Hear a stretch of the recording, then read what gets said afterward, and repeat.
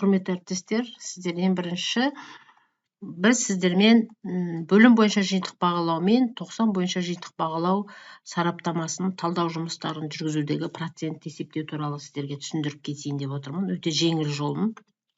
Ол үшін ең бірінші өзіңіздің жаңа күнделік кесетіңізге кіріп, журналға барасыз, мектеп журналдың ішінен сыныбыңызды таңдап, сыныптың ішінен мысалы 2-ші тоқсанды, 1-ші тоқсанды белгілеп қойсыз. 1-ші тоқсан жасап үлгерген шығарсыз деп ойлаймын. 2-ші тоқсанның тжб-сының процентін шығару үшін 2-ші тоқсанды басасыз.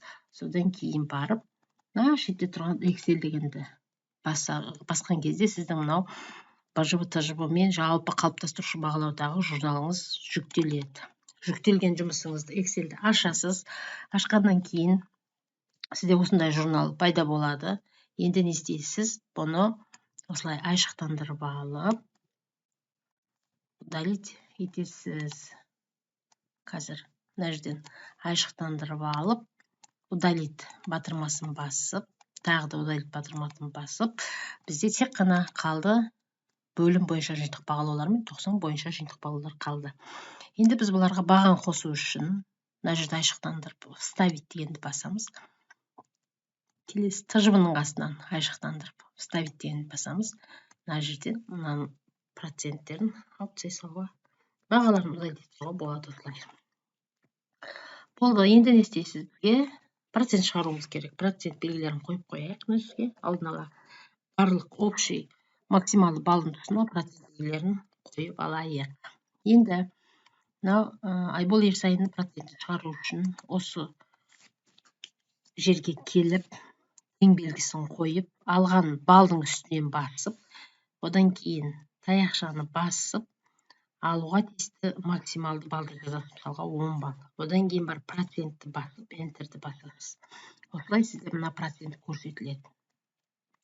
Кей жағдайда, кейбіреулерде мындай толық 50 шықпайды. Кейбіреулерде мысалға мынандай числовой дегенмен шығып тұрады мынандай. Мысалға 50,0000 болып, енді оны жоғалту үшін істейсіз, мына жерде тұрғанды басасыз, сол кезде жоғалады.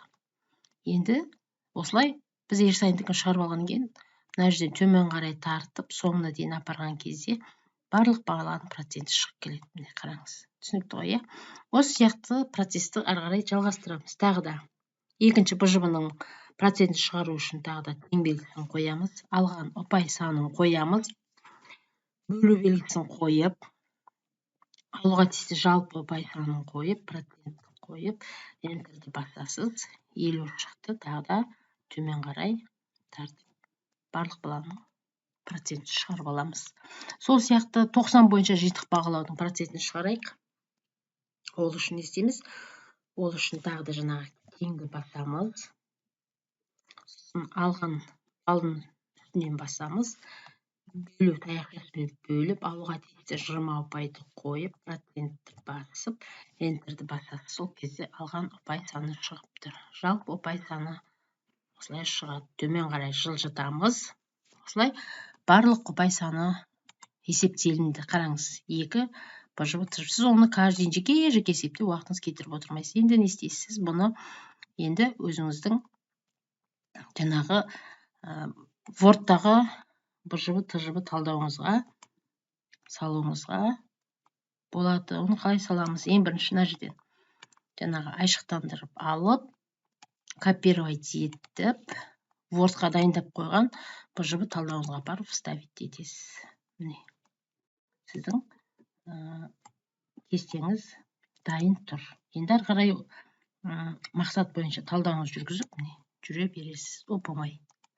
Түсінікті болар деп ойлаймын. Сіздерге сәттілік тілеймін. Менің каналыма жазылып қойыңыздар. Әдістемелік көмек көрсетіп тұрамын.